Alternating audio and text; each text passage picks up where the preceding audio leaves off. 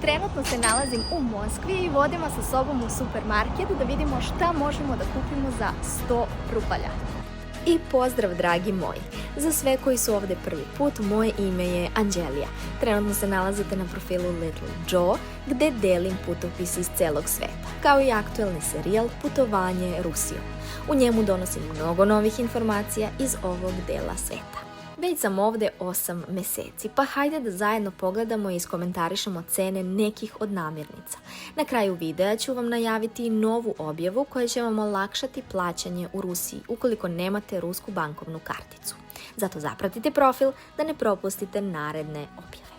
Za lakše poređenje, u trenutku snimanja ovog videa 100 ruskih rubalja vredi otprilike 1 evro. Cena domaćeg hleba košta 70 rubalja, odnosno nešto više od pola evra.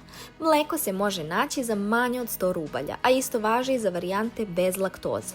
Pavlaka, koja je slična grčkom jogurtu i često se koristi u ruskoj kuhinji, takođe spada u isti cenovni rang. 10 jaja košta 99 rubalja, što je praktično oko 1 evro.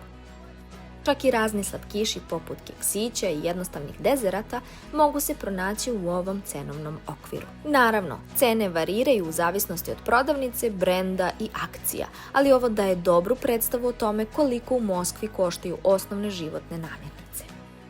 U sljedećem videu vam pokazujem jednostavan način plaćanja u Rusiji ako nemate rusku bankovnu karticu. A u međuvremenu...